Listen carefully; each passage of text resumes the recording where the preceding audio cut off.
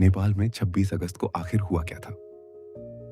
26 अगस्त की सुबह नेपाल के पहाड़ों में सब कुछ सामान्य लग रहा था। फिर अचानक पहाड़ों की तरफ से पानी, मिट्टी और चट्टानों का एक ऐसा सैलाब आया जिसने कुछ ही समय में सड़कें, पुल और आसपास का इंफ्रास्ट्रक्चर बहा दिया।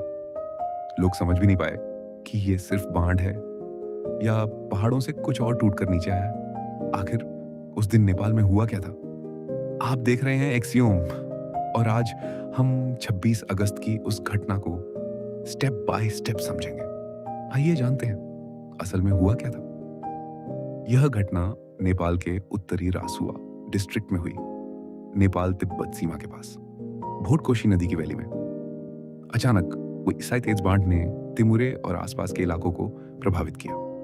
पानी अकेला नहीं था, उसके साथ भारी मात्रा में मिट्टी और चट्टानी डिब्री भी बह रहा था और यही इसे सामान्य फ्लडिंग से कहीं ज्यादा खतरनाक बना रहा था। केआर नेपल के अनुसार 26 अगस्त को भोते कोशी रिवर के साथ अचानक फ्लैश फ्लड ने तिमूर समेत प्रभावित इलाकों को नुकसान पहुंचाया। कुछ ही समय में रोड्स और ब्रिजेस प्रभावित हुए, इंफ्रास्ट्रक्चर प्रोजेक्ट्स को नुकसान पहुंचा, कई लोग फंस गए और सैकड़ों लोगों का पता नहीं चल पा रहा था। सबसे मुश्किल बात यह थी कि जिस इलाके में डिजास्टर हुआ वहां पहाड़ी टेरेन और भारी डिब्री के कारण रेस्क्यू ऑपरेशन भी बेहद कठिन हो गया। रिपोर्ट्स में रोड्स, ब्रिजेस और हाइड्रो पावर इंफ्रास्ट्रक्चर के बड़े पैमाने पर डैमेज और सैकड़ों लोगों के मिसिंग होने की जानकारी दी गई है। यहीं से कहानी और रहस्यमयी हो जाती है। शुरुआत में इतनी बड़ी फ्लड देखकर सबसे आसान एक्सप्लेनेशन था भारी बारिश, लेकिन जैसे जैसे इंफॉर्मेशन सामने आई, साइंटिस्ट्स और एक्सपर्ट्स का ध्यान पहाड़ों की ऊंचाई पर मौजूद एक दूसरी घटना की तरफ गया। संभावित सिनेरियो कुछ ऐसा था। ऊंचाई पर ग्लेशियर या आइस रॉक मैस का एक हिस्सा टूटकर नीचे आया, अपने साथ भारी मात्रा में बर्फ और चट्टानें लेकर। इस मटेरियल ने नीचे की वैली में पानी और डिब्री को अचानक तेज कर दिया और फिर वही मास नदी की दिशा में एक डिस्ट्रक्टिव सर्ज बनकर नीचे आया, इतनी तेजी से कि नीचे मौजूद लोगों के पास रिएक्शन का समय बहुत कम रह गया। रॉयटर्स के अनुसार प्रिलिमिनरी एविडेंस इस घटना को ग्लेशियर के निचले हिस्से के कोलैप्स और उसके बाद आइस रॉक एवलांच से जोड़ता है, जिसने लैंड खोला के रास्ते, हाई स्पीड मड स्लाइड्स और फ्लडिंग पैदा की। इस डिजास्टर का असर सिर्फ नेपाल तक सीमित नहीं रहा, सीमा के दूसरी तरफ तिब्बत में भी भारी नुकसान हुआ। यानी एक पहाड़ी क्षेत्र में शुरू हुई घटना कुछ ही समय में एक पूरी रिवर वैली के लिए डिजास्टर बन गई। एएपी के अनुसार नेपाल और तिब्बत दोनों तरफ मौतें और बड़ी संख्या में मिसिंग पीपल रिपोर्ट हुए हैं। सबसे दुखद हिस्सा नंबर्स है, लेकिन ये सिर्फ नंबर्स नहीं है।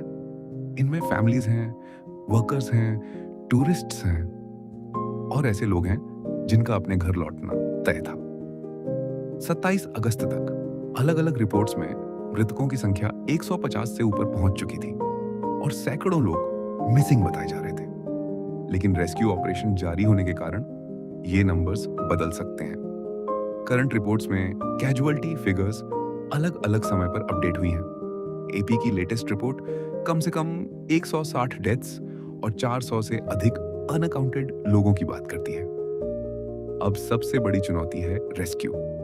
भारी डिब्रीज, टूटे हुए रास्ते, नदी का तेज फ्लो और खराब इंफ्रास्ट्रक्चर, इन सब ने रेस्क्यू टीम्स के लिए रास्ता मुश्किल बना दिया है।